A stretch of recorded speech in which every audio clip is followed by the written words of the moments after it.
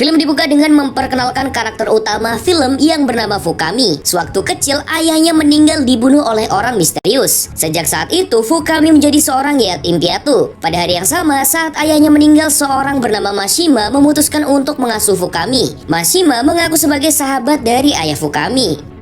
Ketika beranjak dewasa, Fukami bekerja sebagai seorang petugas kebersihan di sekolah. Namun dia tidak begitu dihargai oleh para murid. Di sisi lain ada siswi bernama Yui yang pemurung dan pendiam. Dia adalah putri sematawayang dari Mashima dan Fukami ditugaskan untuk melindunginya. Meskipun Yui tidak sadar kalau ada orang yang diutus hanya untuk melindunginya. Sebenarnya Yui bukan tidak memiliki satu teman pun. Dia hanya tidak mudah akrab dengan orang lain. Yui sebetulnya punya teman baik yang sering membawakannya makanan yang bernama Hasegawa. Di sekolah itu ada banyak berandalan dan jamet. Misalnya siswa yang bernama Samidi ini. Dia sering melawan dan bahkan merendahkan gurunya sendiri. Hari itu Fukami yang sedang ngepel lantai mencoba menghentikan kebejatan Samidi dengan membuat suara berisik. Hal itu memancing Samidi dan kroconya.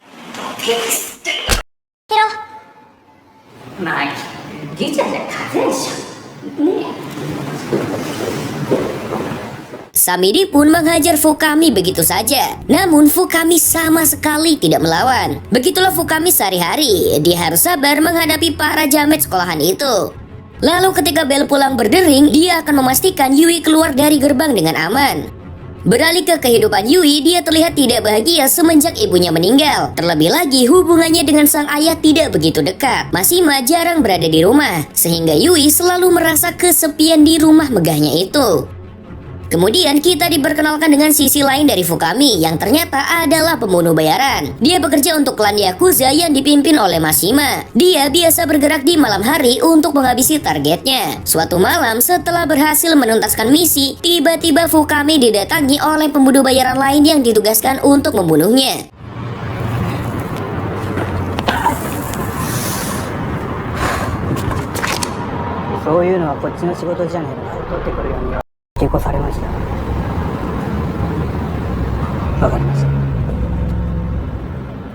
Namun setelah mengkonfirmasi kepada bosnya, pembunuh itu mengurungkan niatnya, kemudian pergi begitu saja.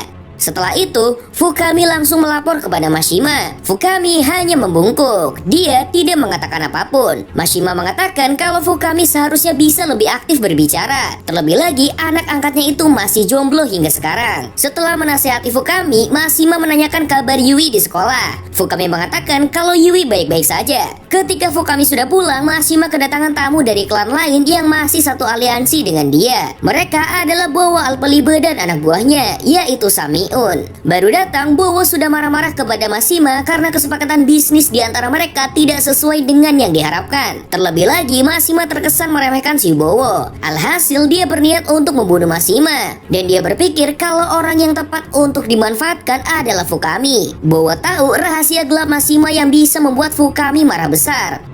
Keesokan harinya, saat Fukami sedang berjalan di lingkungan sekolah, si gondrong Samidi kembali mengganggunya. Lagi-lagi, Fukami terlihat sangat slow. Dia tidak melakukan apapun sama sekali. Tak lama kemudian, Samiun datang dan menjambak rambut gondrong Samidi. Tanpa basa-basi, dia meminta Fukami untuk menghadap ke Bowo. Fukami pun mengiyakan. Sesampainya di bar milik Bowo Alpelibe, Fukami langsung dicecar oleh fakta menyakitkan. Bowo akhirnya mengungkapkan rahasia terkelam yang dimiliki Mashima, yaitu menjadi dalam pembunuhan ayah Fukami. Selain itu, Bowo juga mengatakan kalau ayah Fukami adalah bos Yakuza generasi keempat, yang kemudian direbut oleh Mashima. Fukami yang mendengar hal tersebut pun marah kepada Bowo karena dia baru mengatakannya saat itu. Kemudian Bowo kembali mengompori Fukami yang sudah naik pitam itu. Bowo menyarankan agar Fukami balas dendam. Selama ini Fukami hidup sebagai suruhan Mashima, tapi hidupnya sama sekali tidak makmur. Bahkan dia disuruh menyamar menjadi tukang pel sekolah, padahal seharusnya Fukami sudah memimpin klan Yakuza saat ini.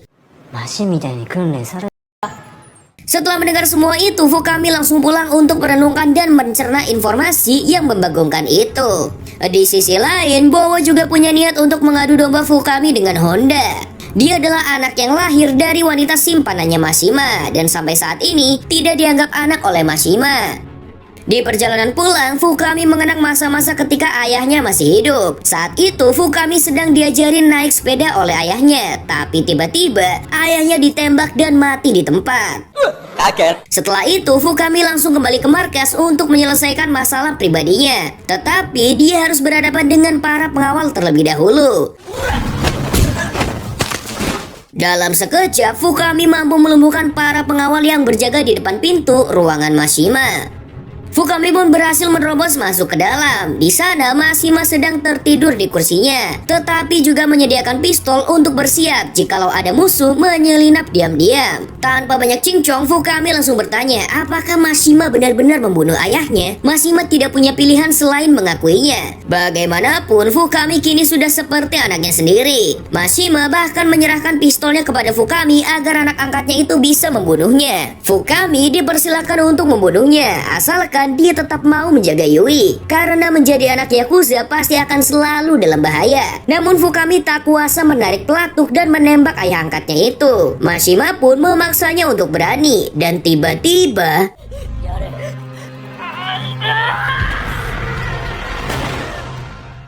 tembakan itu ternyata berasal dari pistol Samiun yang ujuk-ujuk sudah berada di sana. Melihat itu, Fukami tiba-tiba kalap dan menembaki Samiun berkali-kali.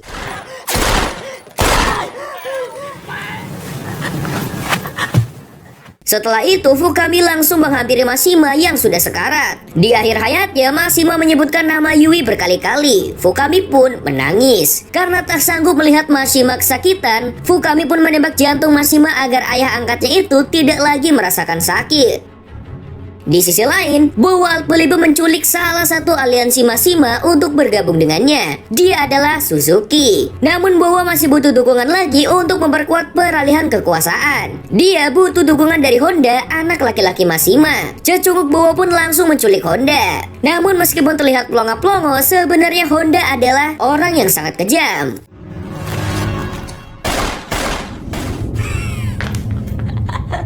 Bowo pun langsung panik setelah melihat itu. Dia selama ini mengira Honda hanyalah bapak-bapak buncit biasa, tapi ternyata dia salah besar. Kemudian Bowo langsung mengajak Honda bekerja sama dengannya. Namun Honda tidak berpikiran sama. Dia malah menyuruh Suzuki untuk membunuh Bowo di depannya. Bowo lagi-lagi seenaknya meremehkan orang lain. Bukannya mengalah, dia malah sengaja menempelkan jidatnya ke pistol yang dipegang Suzuki. Suzuki yang kelemar-kelemar itu pun tidak berani menembak. Namun Honda terus mempengaruhinya. Alhasil, keesokan harinya, Honda bersama Suzuki dan seorang pembunuh bayaran bernama Paijo mengamati sekolah Yui dari kejauhan. Honda berniat untuk menculik Yui agar bisa memancing Fukami keluar dari sarangnya. Hal itu dia lakukan untuk mendapatkan informasi dari Yui dan Fukami mengenai kunci berangkas Mashima. Di berangkas itu tersimpan dokumen penting yang harus dia ambil sebelum menguasai klan. Di titik ini, Honda tidak lagi peduli soal keluarga. Meskipun Yui adalah adiknya, dia akan tetap menculik dan membunuhnya. Lagi pula, selama ini dia tidak pernah dianggap anak oleh Mashima. Kemudian Honda menyuruh Paijo untuk mencari pembunuh bayaran lagi agar bisa melumpuhkan Fukami. Paijo yang tidak tahu kekuatan Fukami sesungguhnya merasa mampu bertindak sendiri. Namun Honda tetap ingin Paijo mencari bantuan. Suzuki pun langsung menelepon para pembunuh bayaran paling kompeten dari berbagai kalangan. Ada yang pemulung, petinju, sampai yang menyamar menjadi murid sekolah. Honda pun menyuruh Suzuki untuk menghubungi satu pembunuh lagi. Namanya Minami. Dia adalah pembunuh yang sulit dideteksi karena penampilannya yang culun. Konon, Minami sangat-sangat kejam. Namun sebelum Minami membunuhnya, Fukami sudah lebih dulu menemui pembunuh itu. Dan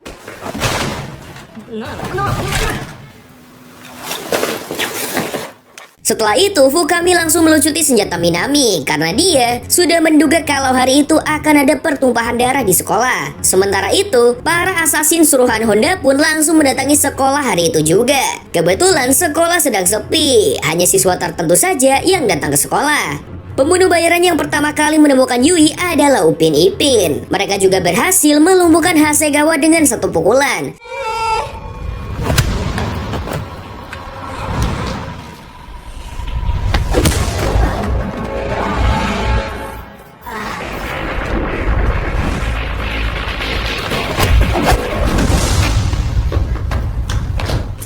Secara mengejutkan, Hasegawa berhasil mengejar si Upin sampai bonyok. Dia pun langsung membawa Yui pergi dari situ. Namun di depan pintu keluar sekolah, mereka sudah dihadang oleh Paijo dan Hasegawa pun kembali dihajar.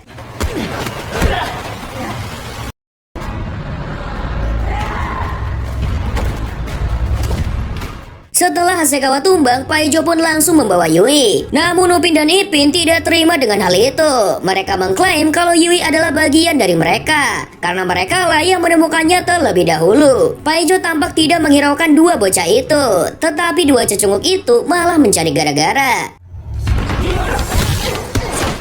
Paijo hanya butuh waktu beberapa detik untuk mengajar mereka.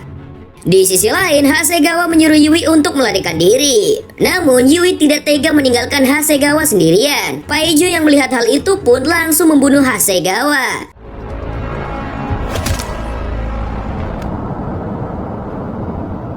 Namun setelah itu,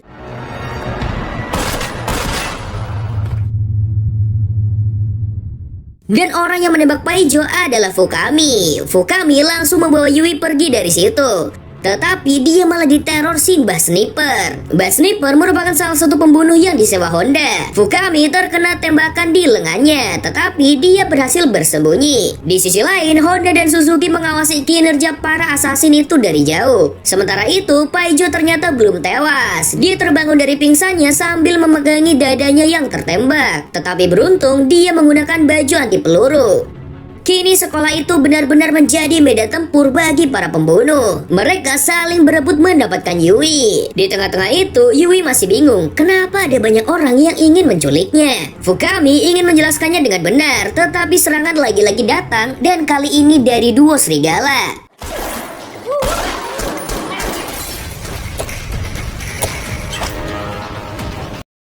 Pertempuran antara Fukami dan duo serigala pun tak terhindarkan. Mereka menjadikan perpustakaan sebagai medan perangnya.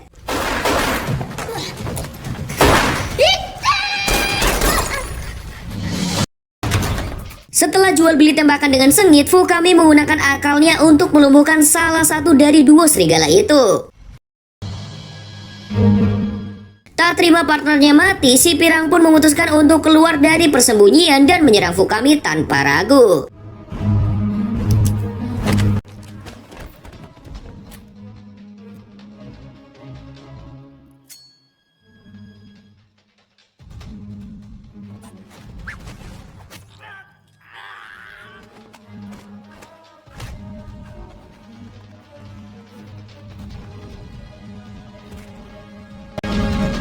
Meskipun kewalahan, Fukami berhasil membunuh gadis itu. Di sisi lain, Samidi terkejut mendapati dua kroconya sudah mati di WC. Itu adalah perbuatan Minami. Samidi pun kocar-kacir. Namun guru yang sebelumnya sering dia bully justru berusaha menenangkannya. Setelah itu, pembunuh lain datang ke sekolah itu. Kali ini, Komeng dan Adul. Dua om-om kekar ini sudah berkeliling sekolah tapi belum kunjung menemukan Yui. Mereka malah asyik memainkan piano di gedung teater. Ketika mereka sedang asyik memencet-mencet tuts piano, Samidi dan gurunya merangkak keluar dari persembunyian. Namun mereka ketahuan. Akhirnya mereka berempat kejar-kejaran. Sementara itu, Yui sudah frustasi dengan semua hal yang dia alami hari itu. Dia nekat ingin keluar dari persembunyian. Tidak peduli apa yang akan terjadi. Namun Fukami menahannya. Dia mengatakan kalau ayahnya Yui ingin dia menjaganya. Itu adalah wasiat sebelum dia meninggal. Mendengar bahwa ayahnya sudah meninggal, Yui terkejut. Namun sebelum dia sempat bertanya soal kematian ayahnya, Komeng dan Adul sudah lebih dulu masuk ke ruangan mereka. Komeng langsung berjalan mendekati Yui untuk mengambilnya. Tetapi Fukami tidak mungkin tinggal diam. Dia menghajar si Komeng walaupun luka di tubuhnya cukup parah.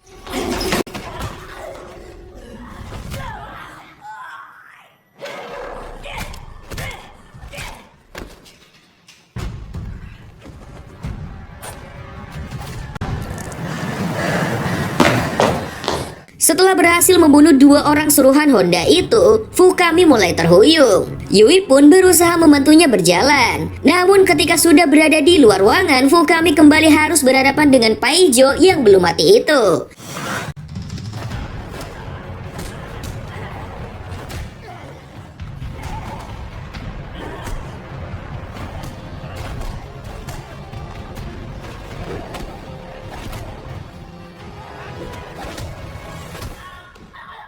Bisa dibilang pertarungan ini tidak seimbang karena Fukami benar-benar sudah tidak berdaya dengan luka di sekujur tubuhnya. Namun dia masih bisa bertahan dari serangan Shipaijo. Sementara itu, Honda yang sudah tidak sabar memilih untuk masuk ke dalam sekolah. Namun dia dicegat oleh Simbah yang menagih bayaran kepada Honda. Karena kinerjanya tidak terlalu bagus, Honda enggan membayar. Simbah pun mengomel dan memarahi Honda. Oleh karena itu,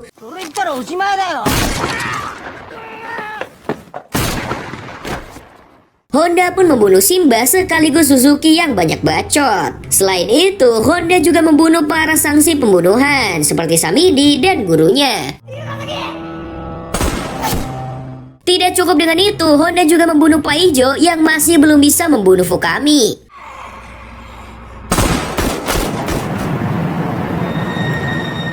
Setelah itu, Honda langsung mendekati Yui yang sedang ketakutan. Dia menyalahkan Yui karena Mashima terlalu menyayanginya. Sementara Honda malah dibuang sayang. Kemudian Honda menyeret Yui untuk menyaksikan kematian Fukami. Namun tiba-tiba...